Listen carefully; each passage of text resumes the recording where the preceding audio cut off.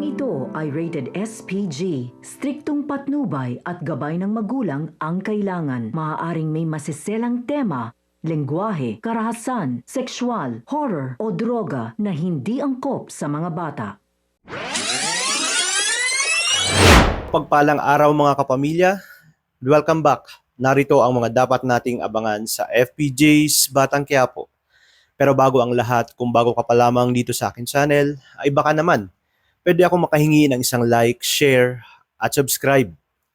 Desperado na si Rocky Boy dahil kahit anong gawin niya, ay hindi niya umano matapos-tapos ang demonyong si Tanggol. Ngunit mababaliktad na ang lahat dahil inakala niya nga na hindi siya natunugan.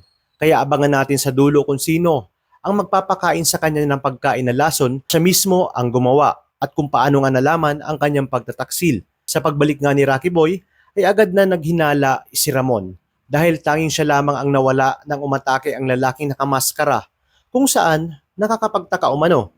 Naglalaro sa kanyang isipan kung ano ba talaga ang tunay na motibo ni Bernard sa kanila.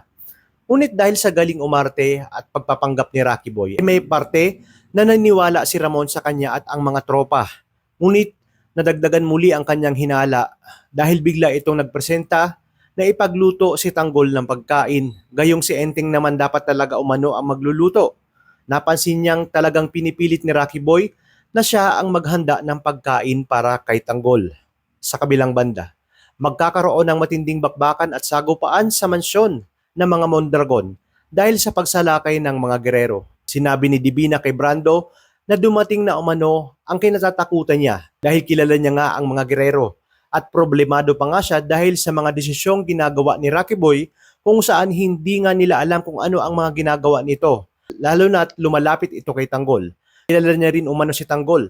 At sa oras na matuklasan nito na anak niya si Rocky Boy ay tiyak na hindi ito bubuhayin ni Tanggol. Kaya naman napagpasahan ni Brando na pumunta sa kanilang rest house na tiyak na hindi alam ng mga gerero. Bigyong naabutan ni na Jason sina Brandon, ngunit ginawa pa rin nila ang lahat para masundan ang mga ito. Balikan natin si Ramon kung saan sinabi niya kina Enteng na bantayan lahat ng kilos at galaw ni Rocky Boy nang hindi nito nalalaman. At kung sakali daw na may makita silang maling gawa o kahina-hinala, ay huwag agad nilang sitahin dahil baka makatakas pa ito. Kaya naman walang kaalam-alam si Rocky Boy, nakitang-kita ni na Enteng ang paglagay niya ng lason sa pagkain ni Tanggol. Sa paglabas ni Rocky Boy ay sinabi nito na tiyak umanong magugustuhan ito ni Tanggol. At nang akmang isusubo niya na kay Tanggol ay sinabi nga ni Ramon na tikman muna ito ni Rocky Boy para masigurong walang ibang ihinalo sa pagkain. Dito nakakutob si Rocky Boy at nag-akma nga siyang papaalis. Ngunit agad siyang hinawakan ni Ramon at sapilitang ipinakain ang pagkaing may lason. Kaya dito, agad niyang itong isinuka. Ibig sabihin kumpirmadong may lason nga.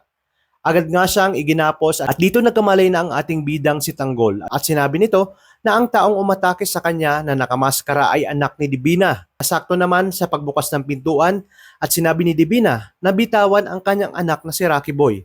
Kaya mas nakumpirma na si Bernard pala at si Rocky Boy ay iisa. Matinding bakbakan ang mangyayari dahil kahit sa hideout ay nasundan sila ng mga gerero. Kaya dito maglalaban-laban ang mga gerero laban sa mga Montenegro at laban sa mga Mondragon. Kaya naman pakaabangan natin kung paano pahihirapan ng ating bida si Tanggol ang kahayupang ginawa sa kanya ng mga Mondragon. Dito lang sa nangungunang teleserye ng Sambayanan, ang FPJ's Batang Quiapo.